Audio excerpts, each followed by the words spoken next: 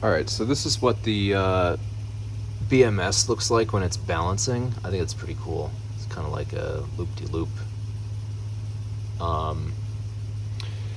Yeah, again, this is cell number 1 all the way to 32, and that's the last ones are just tied off.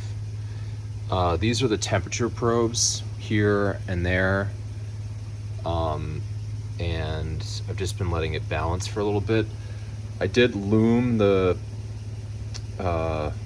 wires, so I've got some coming out of here which loop around in there, and then these ones go up into here. So that's good. Just to kind of explain the rest of what's going on, basically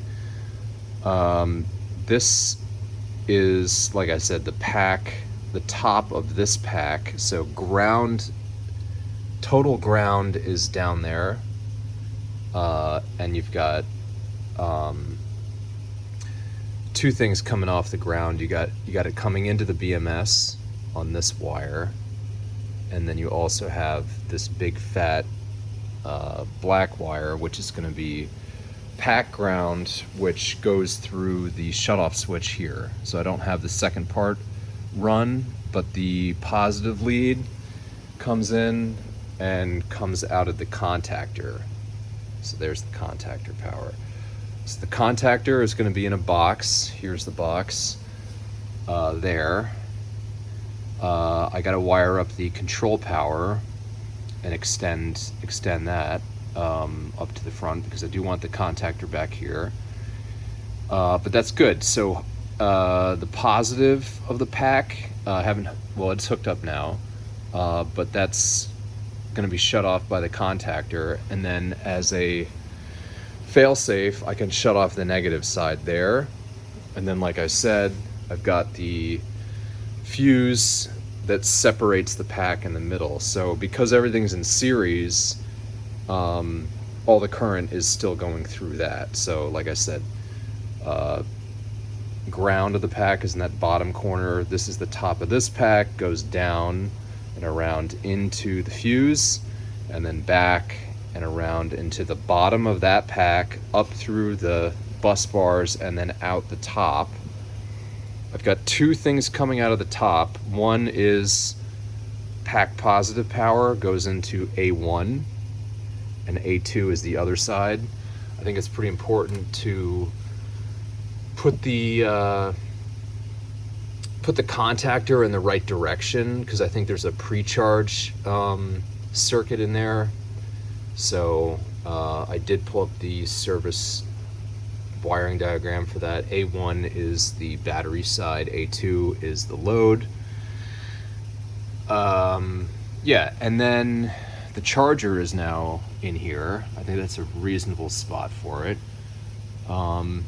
So you've got pack positive coming out and around, and it goes into this connector here.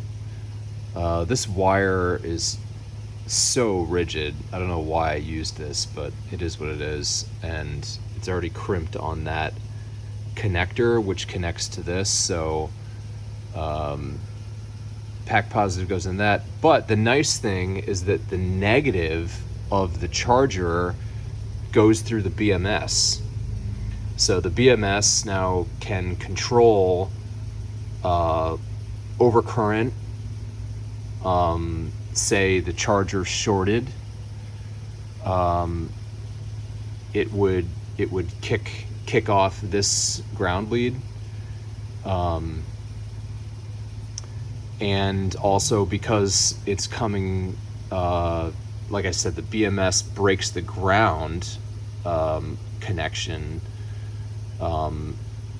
and because it's doing that, it can balance the cells while it's charging. So this guy outputs 128. That's what I have it programmed for. For some reason, well, the reason being I only have 400 amps coming out of that 2011, 400 watts coming out of that truck. it's enough to run lights, but it's not enough to run the charger. So it would kick on and then kick off, and the lights would go dark for a second. So I need to bring over the generator, fire that baby up, and see if I can charge this. But the batteries are at 3.8, so that's pretty high state of charge to begin with.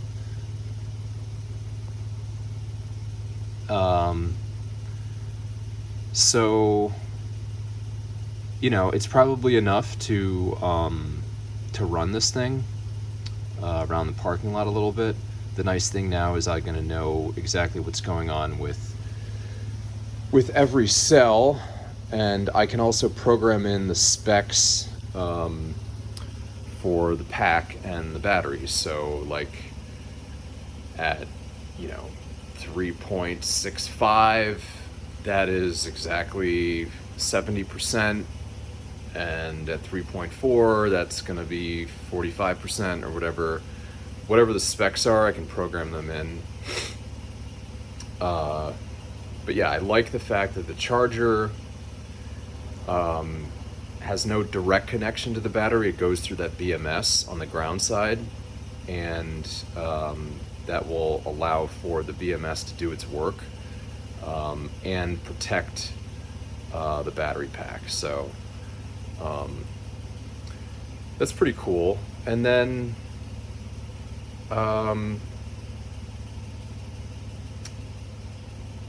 yeah, when I have the generator here, maybe I'll fire that up and let it charge. But we're getting pretty damn close to,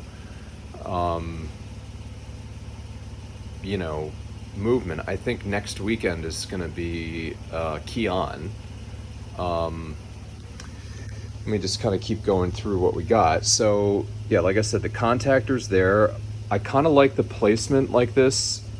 It's obviously not in a box, but maybe we can get things closer together. But I like the two batteries facing each other, and then the components in the middle. I like that fuse in the clear box, and it looks good. This, obviously, we're going to need to find something better for that. But these are actually pretty handy. I think that contactor will go well in there. But I may do all the final work on this just like when it gets to the house. If it's drivable, then we can start, you know, I can basically just like leave stuff in the box like that, and not go crazy, you know, drilling perfect holes so that that box can be sealed up. Although it probably wouldn't be too hard, just drill the damn hole. That orange loom is awesome. So this is essentially where that positive contactor and the negative meet up. This is your high voltage out. And so I'm going to loom this all the way up into here and then continue the loom up to the front. That's way too much wire, but I think we'll just use what it is for now. And then I guess I'm just going to put a board here and put the chill plate on there and put the inverter on.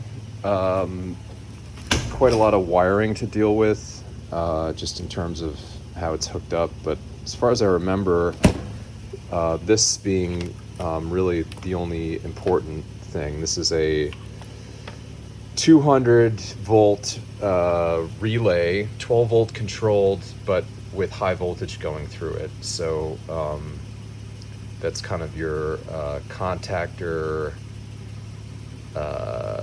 It's your pack sense for the inverter is what it is. So that will be fun. But I do want to run that wire. I actually have orange wire to denote the high voltage. So we're going to replace the yellow with the orange and run it through the loom from the front of the car where the inverter has to be, because the resolver connection is very short. Yeah, so here's the connector for the inverter, and then the resolver connector is right here. So this is the limitation of how far the inverter can be away from the motor. Only about 2 feet, because there's your connector there for the motor RPM resolver, and you know, that means we're going to have to put the inverter here, which is not a bad spot. But I was looking at the chill plate, and I think I'm going to have the nipples go this way and loop the cooling hoses in like that. So that's why I wanted to wait on the orientation of the chill plate, which is here underneath those papers. The accelerator pedal, that is already got its mounting point. I just have to screw that back into the floor and, you know, hook up the wiring on that. That is probably just control wires, which I think I'll just run through that port there. Loom them up, of course. Yeah, this is a, you know, crazy amount of work, but you know, I'm kind of happy with just kind of like design change. I think it's just like the way I kind of think about it is like I don't want things to be like on top of each other. I want to be able to like point to stuff like as a teaching tool, you know? So like, hey, there's the charger, and like, you know, there's the fuse, and if I could separate the wires so they're very clear of how they move around, you know, maybe I'll put one of these whiteboards down underneath here so that, you know, you really can see, and then maybe like mount the wires down. So even if I'm not doing a box, at least it'd be easier to see where all the wires are so you can follow them around. Because I really think the most important thing about this is like teaching other people like how to do this, or taking the complexity of an electric car and just really bringing it down to the most essential aspects of it, and something that someone could understand. And it's but also from a safety point, I don't really want wires on top of each other.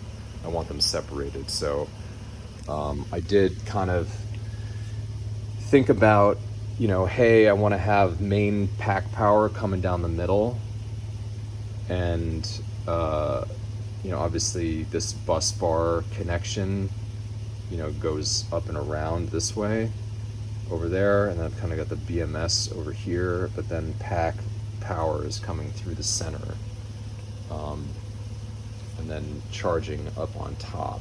So I guess that's okay. Yeah, we'll see what happens next weekend, I guess. I'm just gonna leave it like this. I guess I'll shut the BMS balancing off, but it really only uses like 4 milliamps when it's on, and then it goes into standby mode after 180 seconds, whatever that, 1800 seconds, I think. That's quite a bit of time, but I think I can just leave it hooked up. When I plugged in one of those connectors, I did see a spark, so it does arc when you disconnect it, or connect it, which, as I expected, there's like limited amount of use, cycling of those connectors, you know. That's what I was thinking. One last thing, what's coming out of the BMS, I did put a copper terminal end on there, and then I have it bolted to this that charger as a union, taped off, and then I'm just doing the same thing over there. I actually made just a small ground cable. It doesn't have to be huge gauge. I just used the 12 gauge that I had. So that should handle the charge current. It's not going to be more than 5 amps, I think, something like that. But yeah, I'll get that contactor in a box, and that should be. I like how these boxes, you can beat out the holes, and they've got like drains too that you can put on there. So like what I did with this, just running the wires through, it kind of keeps everything where it needs to be. So yeah, a lot of work, but we're getting there. I did think this was pretty cool. This came in the mail. This is a glove inflator, so you put it on the cuff and you just roll the glove up, and you can test your gloves, and you can keep it right in the bag. No need for like a pump or anything like that. Just yeah, always wear your gloves.